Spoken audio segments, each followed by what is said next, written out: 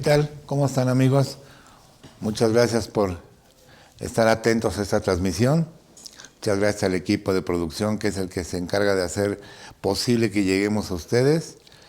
Y pues esta mañana, este día, vamos a charlar de los temas, no tabú, pero sí de los temas que luego pueden ser o resultar un poco complejos, como son la defensa fiscal. Ya ven que la materia tributaria es muy amplia, es extensa. Y sobre todo, lo que yo siempre les recomiendo, es mi opinión, es la forma en como yo identifico la materia fiscal, dividirla en 5 partes o en 5 fases. ¿Por qué lo hago de esa manera? Para entenderla mejor. Eso lo he aprendido con el paso del tiempo, con la experiencia y con el estudio. Lo más importante en la parte tributaria es la parte sustantiva. La parte sustantiva es aquella que versa sobre el hecho imponible. Es decir, el por qué se paga un impuesto o una contribución. El por qué. Buscar la raíz, buscar a través del análisis el marco legal, pero además, pues ver si nos colocamos en el hecho generador de la obligación tributaria. Una vez identificado el hecho generador, pues tenemos que acudir al hecho imponible, es decir, a lo que la norma estatuye como causal de la procedencia del pago del tributo. Esa parte es muy dogmática, requiere de mucho estudio, de mucho análisis, ver lo que dicen juristas, lo que dicen tributaristas de renombre, lo que dicen la Corte, lo que dicen los tribunales, las sentencias, para entender perfectamente esa parte. Para mí es la parte más fina de los impuestos, la parte sustantiva. Lo segundo es la parte procedimental, todos los procedimientos. Ya ven que hay múltiples procedimientos. Los sellos digitales, los FDIs, pues son procedimientos. Las facultades de comprobación o de gestión son procedimientos. El procedimiento de ejecución, pues como su nombre lo indica, es un procedimiento. Las notificaciones son un procedimiento. Las cartas de invitación son un procedimiento. En ese digámoslo así, habitáculo, en ese tema, nos hemos dedicado de verdad mucho tiempo. Y por eso luego no vemos la parte sustantiva, por estar metidos en la parte procedimental. La tercera parte es la parte procesal, que viene siendo la parte de los juicios, de los recursos, de todo lo que versa con la defensa. Precisamente la charla de este día habla sobre eso, para más o menos llevarnos, lo voy a tratar de hacer, llevarlos de paso a paso a lo que es un medio de defensa y cómo instaurarlo. Esa es una parte que también hay que separar, tiene sus que veres, tiene sus asegúnes. ¿Okay? La cuarta es el derecho fiscal internacional o derecho fiscal comparado. Ahí tenemos que ver ley de comercio exterior, ley aduanera, tenemos que ver todo lo inherente a tratados, en su caso precios de transferencia. Entonces, esa es una parte que tampoco luego le dedicamos mucho porque a lo mejor no somos una zona fronteriza y no estamos sujetos a ese tipo de mecanismo. Pero el derecho fiscal lleva a la parte externa.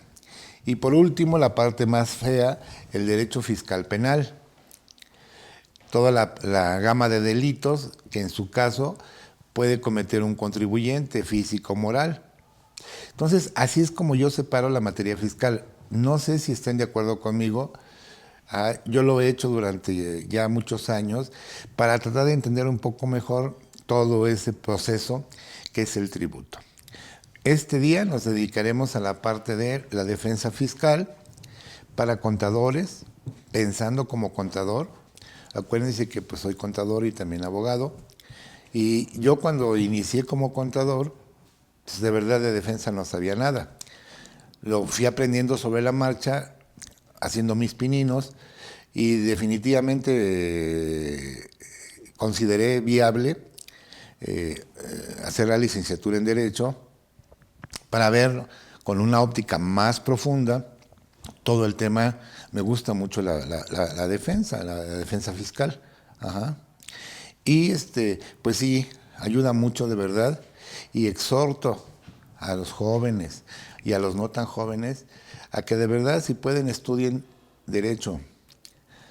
Van a ver cómo la visión se amplía, hay otro horizonte, y además, pues son materias que van estrechamente vinculadas. El derecho es muy extenso, por lo menos 20 ramas, imagínense, así que hay mucho campo de acción. En cambio, la contaduría, pues nada más tiene una rama, la contaduría.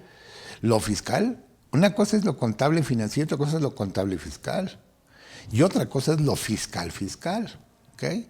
Entonces, espero les guste esta charla. Muchas gracias por su preferencia, gracias a CADEFI por la invitación, a su director, a Javier, a su equipo de colaboradores. Ahora nos acompaña Diego, ahora nos Pepe. Muchas gracias, Diego, por estar ayudándonos en esta transmisión. Y pues sin más preámbulos, demos inicio. Los que ya me conocen y que me han seguido en algunas charlas, saben que yo siempre trato de iniciar, o dentro del desarrollo de los materiales, meto algunas frases o motivadoras o unas frases concientizadoras que han dictado los filósofos en toda la historia de la humanidad, desde Sócrates, Platón, hasta los actuales, ¿ok? Y no nada más habla de filósofos, de gente que ha dejado una huella en la sociedad. Fíjense que esta yo la encontré, no encontré el autor, pero me llamó mucho la atención, y más para un tema como la defensa, sobre todo para aquellos que quieren estudiar Derecho. El precio del éxito dice por ahí que sentirás dolor, llorarás antes de alcanzarlo, perderás amigos, tu familia te desanimará, la gente te dará sin razón, dudarás de ti miles de veces, sentirás que te estás volviendo loco, desarrollarás hábitos raros, perderás dinero, pero todo al final del día valdrá la pena. Esto es una recomendación para abogados y para contadores que quieran dedicarse a la defensa o que estudien Derecho, que sería ideal. Como defensores hay que tener ciertos valores. Para mí son 20, ¿ok? La honradez, sensibilidad, ser modestos. Luego hay gente que pues, presume sus logros o éxitos. No está mal, ¿ok? Pero pues, más vale demostrarlo que hablarlo, ¿no? Ser tenaces, es muy importante estudiar, ser apasionados, ser minuciosos, pulcros, breves, concisos, exactos, elocuentes, respetar todo lo que tenga que ver con el conocimiento, auténticos, evitar rodeos, no cite doctrina como regla general, autocríticos, perspicaces, nada es insignificante, administrar plenamente el tiempo, explotar el impulso o la dejadez del contrario y contar con un plan B, C o D, ¿sí? ¿Qué tal que no sale favorable el fallo? Híjole, ¿y yo qué voy a hacer? Tengo que tener un plan B. Lo importante para el abogado es explicar al cliente sin tremendismo, pero con realismo, el viacrucis posible y todas las opciones que se puedan generar. ¿Okay? Realistas. No, yo no soy, al menos yo, y no lo recomiendo, de manifestarle a un cliente, no se gana. Miren, jóvenes, no se gana. No es tan fácil decir se gana. Porque el gana no depende de ustedes, depende de un juez. Depende de quien le toque el asunto. Y él analizará todos los argumentos y en función de su conocimiento y experiencia como juez y de los razonamientos que vertamos, dirá la última palabra, fallará. Incluso si él falla y tenemos que acudir a una siguiente instancia, volvemos a pasar a lo mismo, corresponde o compete a un juez. Entonces no podemos decirle al cliente que se va a ganar. Seamos honestos, seamos sinceros. Díganle, de mi parte pondré el 100% para lograr ese 50%. El otro 50% depende de un juez. No olviden que tenemos un adversario, en este caso las autoridades, que también harán lo suyo y lo propio para defenderse, para buscar cómo contrarrestar los argumentos que nosotros expongamos. Entonces, pues no es que sea una guerra, no es una batalla, no es una contienda. Simplemente son elementos de convicción o convictivos de por qué tenemos la razón. Entonces, eso es lo que hay que decirle al cliente. También por la experiencia ya de estos años en el mercado, en mi opinión, hay 5 motivos por los cuales no hay una defensa, digámoslo, abundante. Sí la hay, pero no como quisiéramos, no como debería de existir. Esos enemigos de la defensa son, primero, la apatía de muchos contribuyentes. No, hombre, pues mejor págalo, así déjalo, ¿ya qué?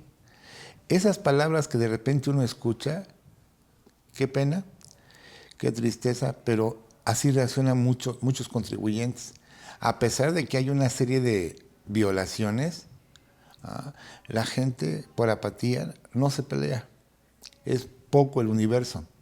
Fíjense que traigo un caso ahorita en el estado de Querétaro de una constructora que trae problemas con el Seguro Social. Impugnamos por ahí, argumentamos por ahí una inoperancia del reglamento de la construcción. Para empezar, esa constructora fue el primer caso en esa subdelegación que planteó lo que nosotros expusimos. Me acerqué a Auditoría Patrones, nos acercamos y nos dijo, nos van a ganar, eso es un hecho, ya nos dimos cuenta de que efectivamente tienen ustedes la razón. Dice, pero hay otros 21,000 constructores que no lo saben. Es en el Estado, 21,000. O sea, este contribuyente es uno de 21,000 que se defendió. Imagínense, si lo supieran los 21,000 restantes, de la inoperancia, de esa disposición. Claro, si el contribuyente se ubica en el supuesto que corresponda. Entonces, ahí nos damos cuenta de que efectivamente la defensa es bastante reducida. Y aparte, este caso de Querétaro fue un caso parteaguas, porque en ese estado no se había presentado una argumentación como la nuestra. Fue el primer caso. Sentamos un precedente. Y estamos en espera de la resolución. Lo más seguro es que nos digan en primera instancia que no es procedente lo que manejamos. Y digo porque pues lo hace con fines recaudatorios la autoridad. Nos iremos a la segunda o tercera instancia si es necesario. Y el cliente está convencido y está sobre todo dispuesto a seguir. Entonces, ese es el primer argumento, el primer motivo por el cual yo veo que no hay una defensa abundante, la apatía. Segundo, temor a una represalia, de que la autoridad se vaya a enojar y se vaya a molestar y nos vaya a venir a investigar y nos va a venir a visitar y una auditoría, qué sé yo. Que no siempre es una realidad. Costo.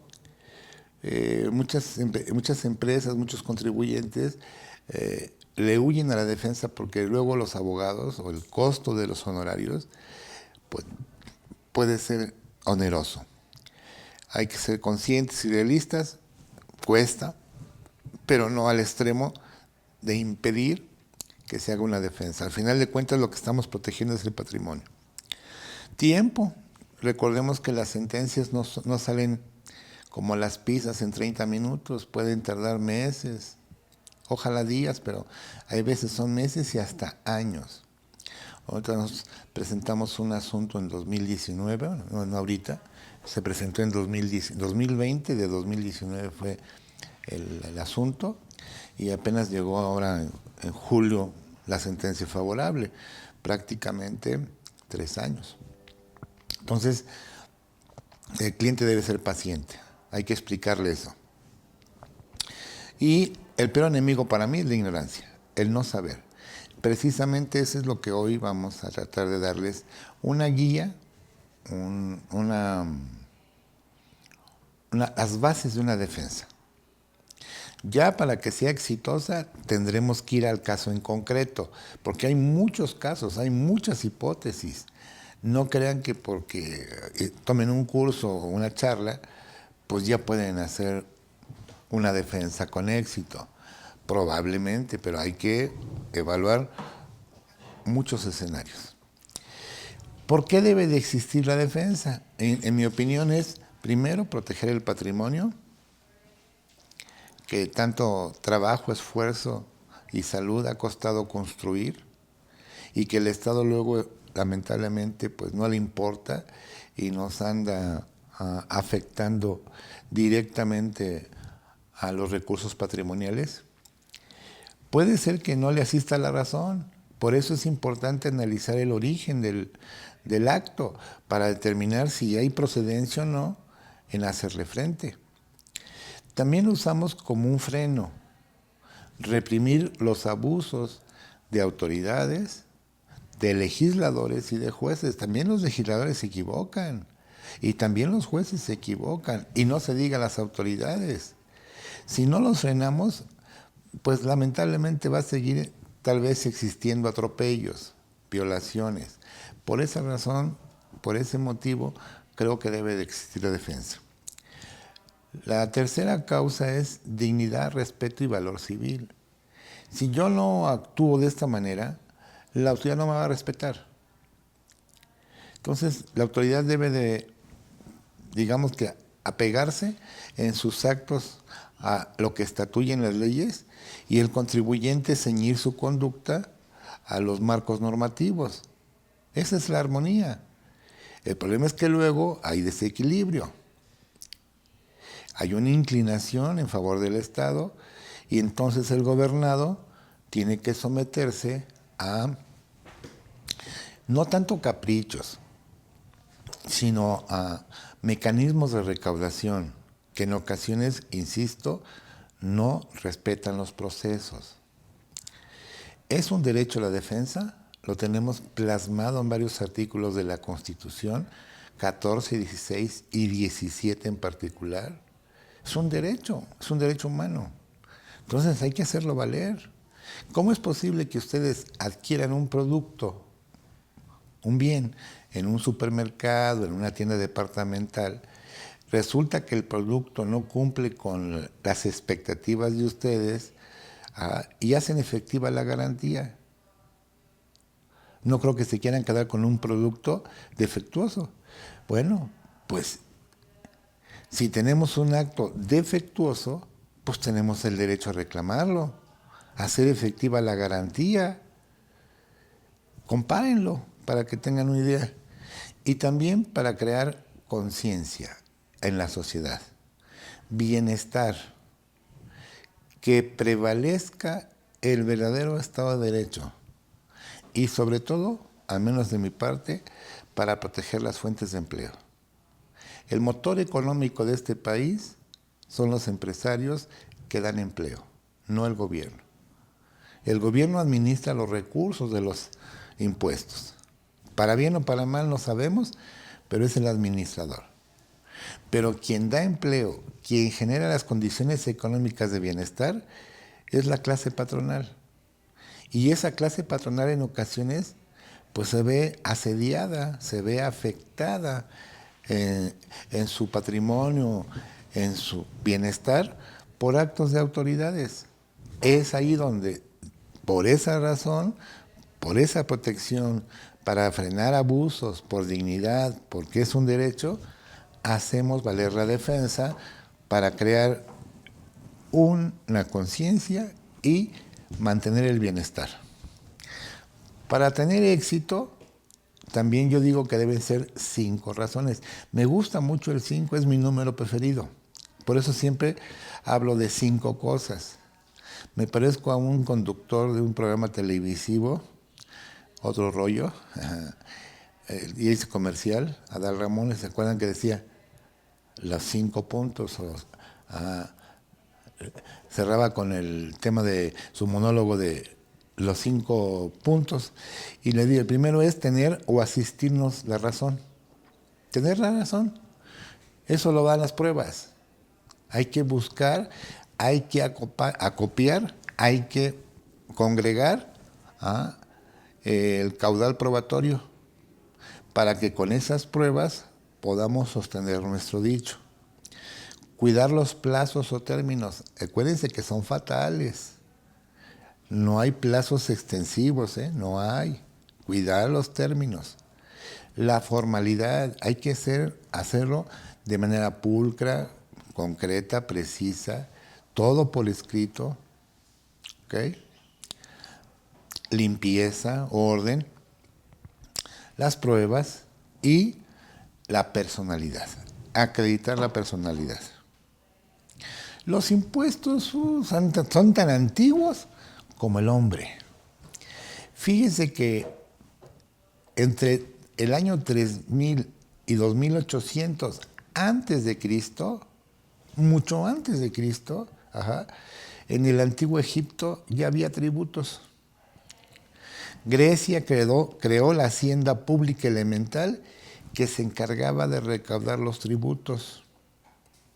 ¿Okay? No era un sistema como el actual, obviamente, era muy arcaico, muy ortodoxo, ¿ok? Se usaba el dinero para cubrir gastos del Estado. En el Imperio Romano también se implementó un sistema fiscal en favor del Estado.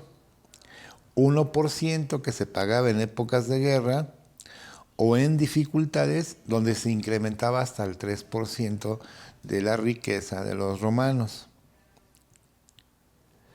Obviamente, esos son los antecedentes de los impuestos a nivel mundial.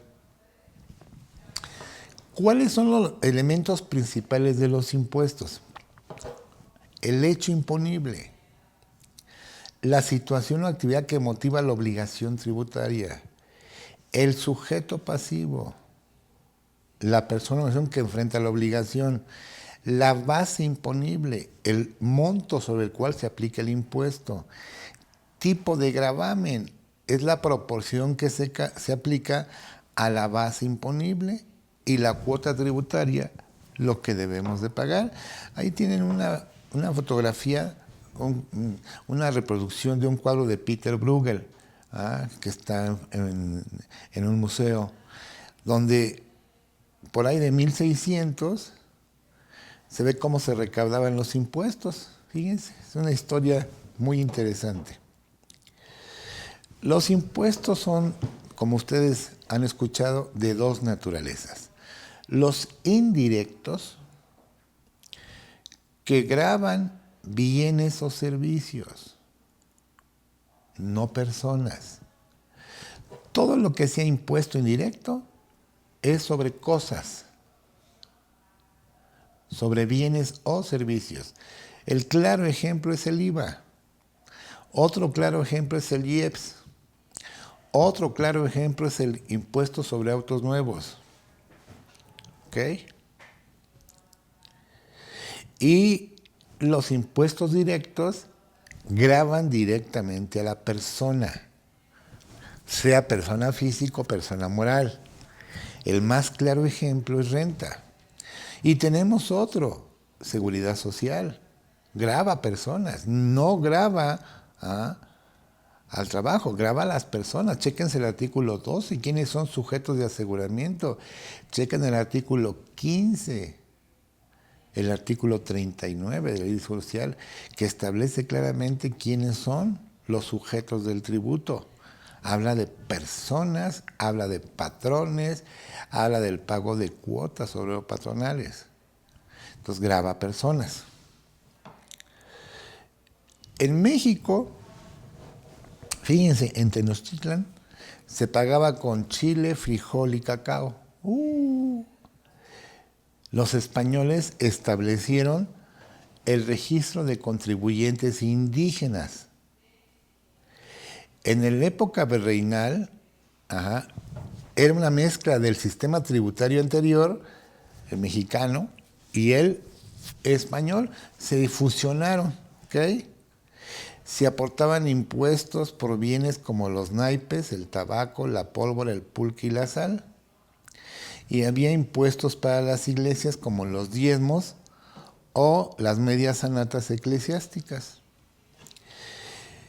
Y calpisqui, en náhuatl, era el nombre del impuesto que se pagaba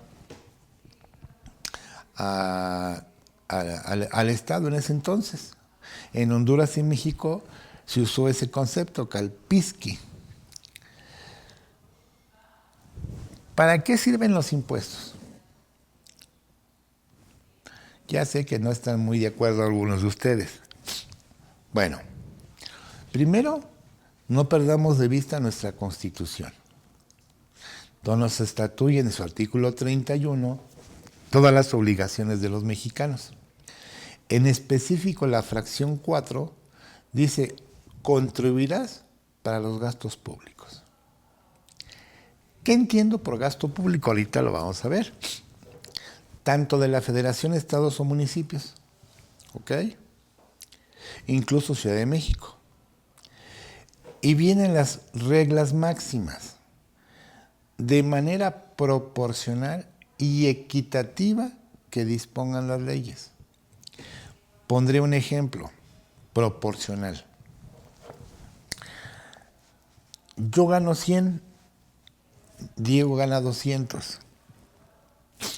Si yo pago 10 pesos por mis 100 y Diego paga 10 pesos por sus 200, no es proporcional, porque está tratando de manera desigual a los iguales. Lo proporcional es que cada quien pague en proporción a su riqueza, en proporción a su capacidad de contribuir, capacidad económica. Y equitativa es que todos paguen. Imagínense que todos pagan menos una persona, ya no sería equitativo. Habría que ver por qué motivo esa persona está alejada o ajena al impuesto para ver si no hay una violación. Entonces, proporcional mide capacidad contributiva en función de la capacidad económica del sujeto, ¿okay? Y la equidad tiene que ver con la igualdad. Y luego viene la máxima, que dispongan las leyes. Las leyes. No lo que dispongan los reglamentos, no lo que dispongan los acuerdos, no lo que dispongan los criterios y mucho menos lo que diga la autoridad. Si lo que dice la autoridad está pegado a la ley, bueno, lo estudiaré. Pero si lo que dice la autoridad está pegado a nada previsto en la ley, me queda claro, lo voy a reclamar por la violación del artículo 31 constitucional. ¿Qué hacen con ese dinero? Con todo el dinero que recibe el gobierno, el Estado. En el artículo 134 de la Constitución, habla de todos los recursos económicos que tenga la Federación, estados y municipios.